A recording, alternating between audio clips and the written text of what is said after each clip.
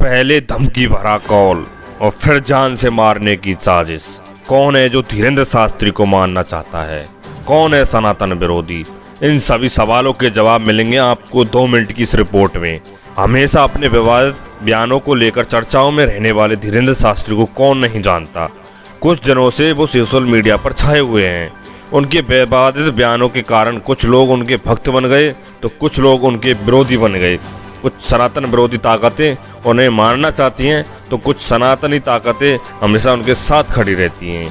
कहते हैं धीरेंद्र शास्त्री के पास अपार दिव्य शक्तियाँ हैं जिससे वो चमत्कार करते हैं और किसी का भी बिना देखे ही पर्चा बना देते हैं और लाखों लोगों की भीड़ से उसी शख्स को पहचान कर बुला लेते हैं तथा उसके आगे पीछे की पूरी कुंडली खोल देते हैं। अब सवाल उठता है, सभी लोगों का भविष्य बताने वाले धीरेंद्र शास्त्री को खुद का भविष्य पता क्यों नहीं है? अगर उनको अपना भविष्य पता भी है तो फिर उनको ये भी पता होना चाहिए कि उनके भाई दिनेश गर्ग के पास फोन करके किसने धीरेंद्र शास्त्री को जान से मारने की धमकी दी थी। इसी को लेकर जब एक्टिव भारत ने उनके भविष्य को लेकर उनसे सवाल पूछा, आप सबका भविष्य बता सकते हैं तो आप खुद का भविष्य क्यों नहीं बता सकते? आपको तो आपका भविष्य पता होगा। इस पर धीरेंद्र शास्त्री ने कहा, ना तो मैं कोई भगवान हूँ ना मैं कोई चमत्कार करता हूँ, मैं अपने इष्ट का भक्त हूँ और एक साधारण इंसान हूँ।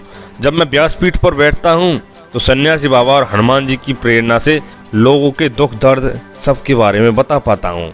हम आपको बता दें, कुछ दिनों पहले ही धीरेंद्र शास्त्री के भाई दिनेश गर्ग के पास फोन आया।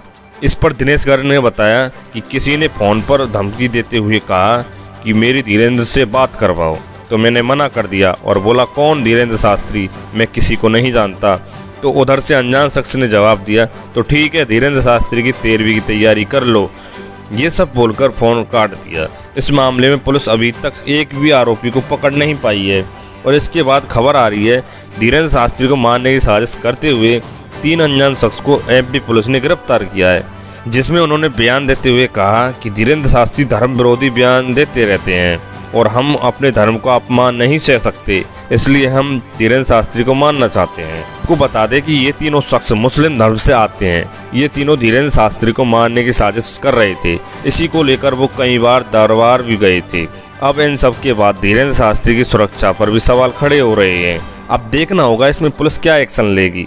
Bureau report, active Bharat.